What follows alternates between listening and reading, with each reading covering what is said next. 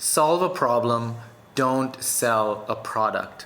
That's kind of been the central theme that I've been revolving around in my last two videos, where the focus has been more on addressing your customers' needs and problems and less on you making a sale and making money.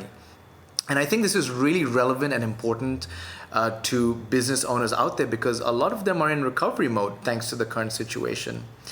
But at the same time, they've got to kind of balance this out with their business objectives, which I'm pretty sure one of which is, increasing sales and market growth.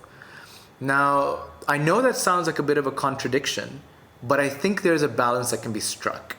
So let's look at strategic objectives really quick. It's made up of two parts, your strategy and the objective. What is the strategy and how do you come up with one? I'm going to tell you in just a second. But your objectives are just a set of goals that gives your business a plan, a bunch of actions and tasks that you can accomplish, and a time frame for when you need to start and when you need to finish them.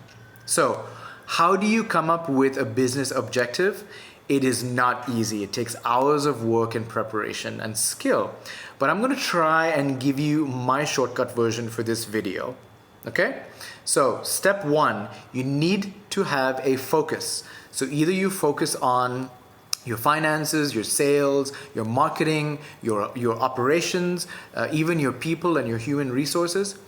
The second thing you need to do is use the SMART grid, which basically means your goal needs to be specific, it needs to be quantifiable and measurable, it needs to be actionable and achievable, it needs to be relevant to your current business situation and the market. And the last thing is that it needs to be time bound. It needs to have a start time and an end time. Once you're able to put all these things together, you create a business objective statement, right? And the importance of a statement is that you are clear on what the objective is and the people you're communicating to that you work with are also clear on what the objective is. And the fourth and final step is do it. By putting together an objective, you'll have a bunch of actions. If you don't do it, you're never going to achieve your objective. So where does the strategy part of it come in? Well, strategy is all about the mindset and the perspective with which you accomplish your objective. And your strategy can be, it can be philosophical, it can be practical, it can be whatever you want it to be. But at the end of the day, it needs to be there. And here's a quick bonus tip. A strategy that I think is going to work with the current idea that we're talking about, which is increasing sales or your market growth, is this simple idea.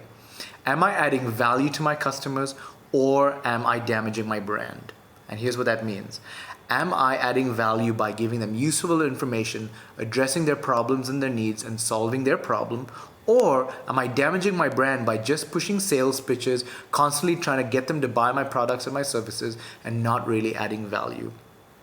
I strongly believe that if you couple this strategy with the steps to put together an objective and you action it out, it could just be the step that you need to take in order to turn the page in this current season.